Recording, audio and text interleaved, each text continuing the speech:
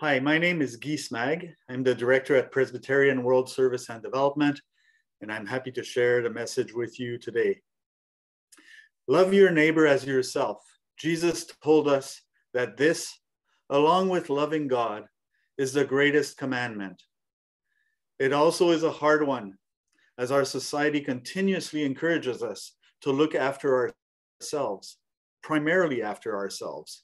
We hear our politicians say things like, we will only do something if it's in Canada's interest, or we will agree only if it's in our province's interest.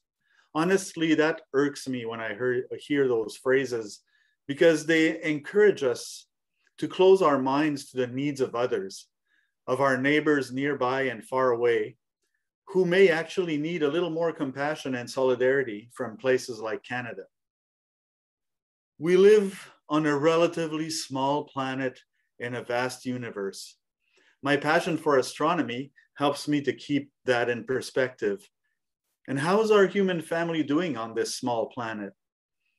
It's a pretty uncomfortable question to answer sometimes, given the divisions that we've created for ourselves.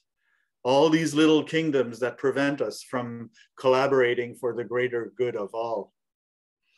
The recent pandemic has brought to light the injustices and inequalities in access to health services and to vaccines in so many countries. Did you know that only 4% of the population of Malawi has been vaccinated so far? How are we caring for our neighbors? Can we begin to think differently and to put the well-being of all ahead of our own self-interests? Jesus calls us to care for our neighbors as ourselves. How can we do that? Isn't my neighbor not only the one who lives next door, but also the one who's living in a slum in India, the one affected by drought in a remote rural area of Malawi, the one who had to leave her home in Syria to seek refuge in Lebanon? What about the one who can't find enough food to feed her family in Afghanistan? Jesus was indeed also referring to all of them when he asked us to love our neighbor. Can I love my neighbor but be indifferent to his sickness, to her hunger? For the last 75 years, the Presbyterian Church in Canada has acted on this call from Jesus by setting up mechanisms for relief and development internationally so that we can reach our neighbors in need wherever they might be. Eventually, this became known as Presbyterian World Service and Development, an effective way that allows each one of us to respond to Jesus's call to action, to love our neighbor. How did this all begin? In 1947, Europe had been devastated by World War II and was in desperate need of assistance. The church asked every congregation to collect gifts to provide relief to Europe. The endeavor became known as Canadian Church Relief Abroad, and it was part of the Board of Evangelism and Social Action. In 1968, the General Assembly responded to the emerging needs of the Nigeria-Biafra crisis. The sum of $7,500 was given to provide relief supplies for Biafra in 1968, particularly to support the work of Can Air Relief, where airplanes were bringing in clandestinely food supplies to the hungry. In 1970, the church recognized that it was not sufficient to respond only to emergencies. And that year, the General Assembly report stated, although emergency feeding and housing are important, more and more we see the need and the benefit of development aid, seed, fertilizer, plant, pesticides, farm machinery and experts to teach their uses, digging new wells for drinking water and irrigation purposes, the prevention of soil erosion, and increasing fertility for crops. That's what the General Assembly report stated. We are a small denomination, and on our own, our outreach would be very limited. But the PCC has always been known for punching above our weight. We do that first because Presbyterians are extraordinarily generous to see when they see relief and development needs and they see relief and development as fundamental to living out our call from Christ. And secondly, because we have learned how to work in partnership that exponentially improve our ability to respond. By 1980, the General Assembly had accepted a recommendation to change the name to Committee on Presbyterian World Service and Development. Not quite the catchiest name or acronym, PWS&D, but one that captures well who we are. By the way, our website does have a catchier name. If you search werespond.ca, you will find us. It's at that time that we started receiving funding from the Government of Canada through the Canadian International Development Agency that was known as CIDA. This allowed us to start engaging with partners on multi-year projects, which meant that we began making a more sustainable difference in the lives of those to whom we reached out. PWS&D joined the Canadian Food Grains Bank in 1993. The Canadian Food Grains Bank combines the work of almost 30 Canadian Christian churches working together to end world hunger. Soon after we joined the Canadian Food Grains Bank, we were leading large food shipments to North Korea. $5 million worth of grain shipped yearly from Canada for the starving population of North Korea. This continued for 10 years as we coordinated efforts with the Mennonites and the United Church. Matching funds from the Canadian government helped us to tremendously increase our scale and have such a large scale response, something we couldn't dream of doing on our own. Such an operation was risky, but strong collaborations and the establishment of a local office to coordinate activities in North Korea made it possible to reach out to those who were facing drastic food shortages. I joined PWS&D in 1997. The following year, I was married, and while Barbara and I were on our honeymoon in the Dominican Republic, I remember the hotel manager showing us on a satellite map why we were getting so much rain every evening. The map looked like this. You could see the clouds over the Caribbean, over Central America. We were actually on the edges of Hurricane Mitch, which was like a deluge over Central America. The storm washed away crops in the fields and made many, many people homeless. PWS&D responded by helping to rebuild houses in Nicaragua and giving food assistance, seeds, and tools on the Atlantic coast of Guatemala. I remember visiting those communities soon afterwards with our CIDA officer, Mr. Ray Brzezinski at the time. He and I had to travel by boat to the affected communities, transferring then into dugout canoes so that we could navigate the narrow rivers inland until we could go no further. When we could go no further, then we would pull out our gum boots that we brought, and we started walking in fields with mud so deep that we thought our boots were going to fill up at every step. Unfortunately, fortunately, they did not, and we reached those remote fields where corn was growing again. The hurricane had washed away corn crops, deprived people of food for the greater part of a year. And by providing food assistance along with seeds and tools, farmers were able to get back on their feet. 23 villages had to get organized, though, to coordinate the assistance that was coming from us. They formed a village association as a result, and that association later allowed them to take on other challenges that their communities had. On that trip, we visited numerous fields, to the point that Ray at some point turned to me and said, "Guy, I get it. I don't need to see another cornfield." But people were so keen to show their appreciation for the assistance that had been provided. In 2002, Ray Brzezinski traveled to the General Assembly of the church that was hosted in Cornwall, Ontario, and delivered a plaque in recognition of CIDA's partnership with PWS&D. I've had many opportunities to visit our partners in India during these years. One of the programs that we were very much involved in was a community health program in the tribal areas of central India, in and around Jobat. It was Pauline Brown, a Canadian nurse sent as a missionary by the church, who introduced us to the area for many years. And we helped to train community health workers who reached out into rural villages, identifying the health needs and reaching families, teaching them how to stay healthy and where to seek medical attention when they needed it. They particularly focused on maternal health, ensuring healthy pregnancies, healthy deliveries, and thereby reducing the number of maternal and infant deaths.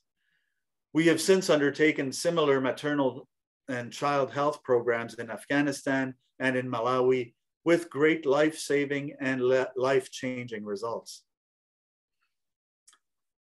An event of particular significance for the world and for PWS&D took place in 2004 on Boxing Day morning, when the news came that a great earthquake and tsunami occurred in the Indian Ocean.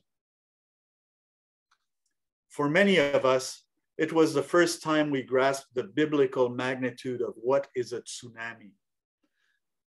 I was immediately in contact with our partners in Tamil Nadu in South India to find out what the situation was and how bad it was. Thousands of fishermen along the coast had suddenly lost relatives, lost homes, lost their livelihoods.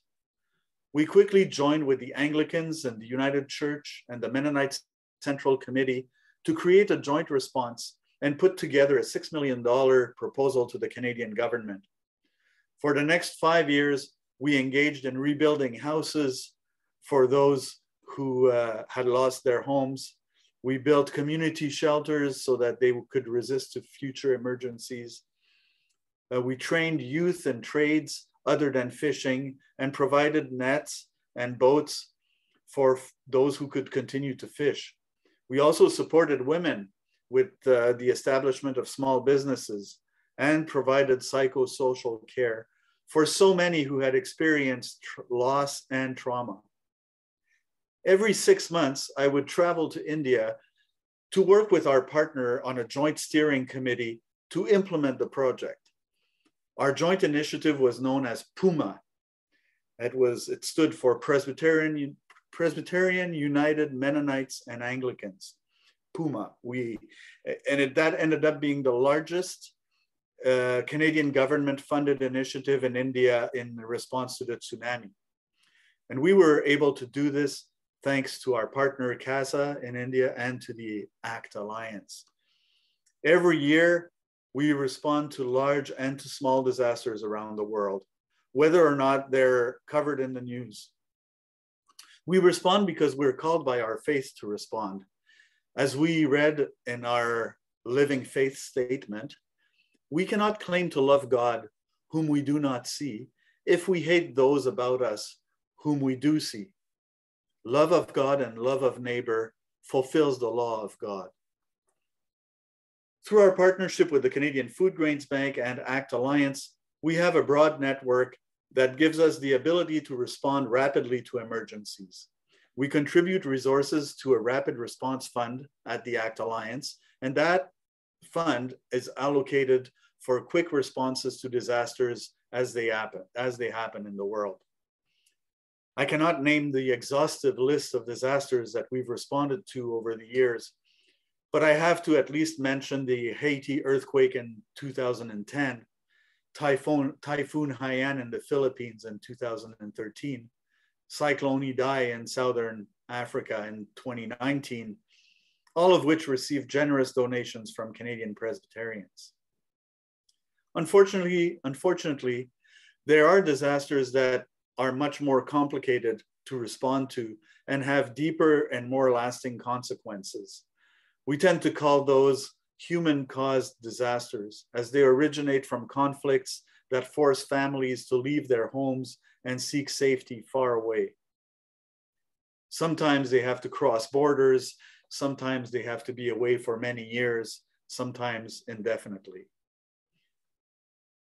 You might remember September 2nd, 2015, when the photo of a 3-year-old Syrian refugee boy named Alan Kurdi died in the Mediterranean Sea. His body was washed up on a beach in Turkey.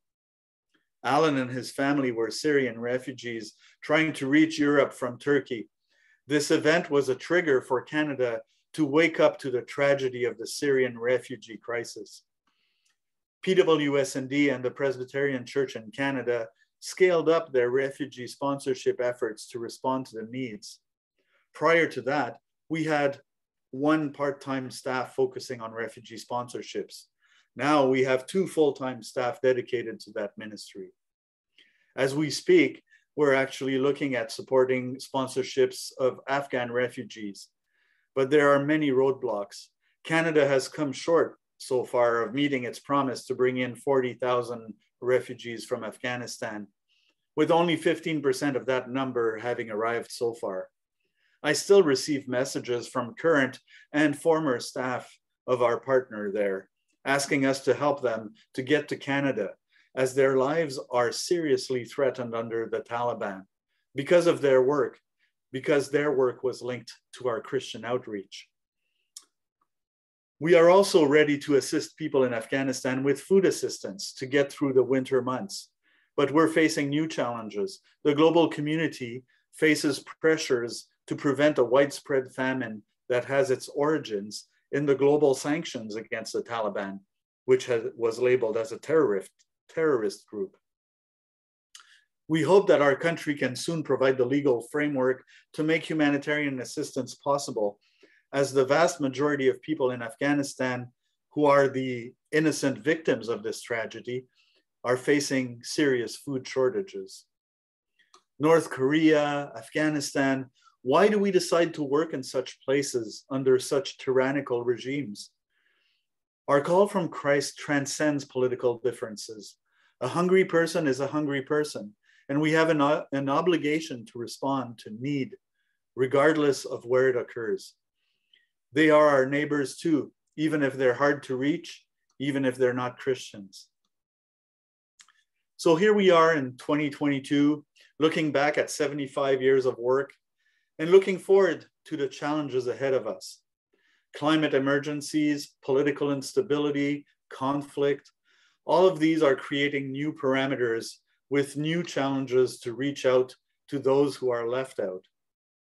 Christ calls us to turn the tables so that we don't favor economic interests of the few at the expenses of those who don't even have the basic necessities needed for minimum human dignity, like a safe place to stay, access to education, access to health services, access to resources to meet the needs of their families. Christ calls us to name our blessings and to share our blessings as much as possible. Each child of God is born in a place that they have not chosen. For some, it means access to an abundance of resources, but for others, it means a lifetime of struggle to stay alive. The church has recognized the need to act so that all children of God may have life with dignity. God has provided us with a planet of abundance, with enough for all. It's our challenge to build bridges of solidarity and to reach out. Presbyterian World Service and Development is an agency of the Presbyterian Church in Canada with the mission to build a more sustainable, compassionate, and just world. And more challenges lie ahead. Thank you for being part of this great story of solidarity so far.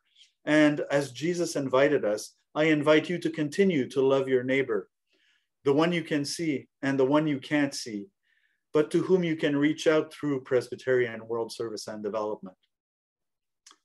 In closing, I'd like us to take a couple of minutes to watch a short thank you video showing a few images of what you have made possible last year. Thank you, and may God bless you as you continue on this path. Amen.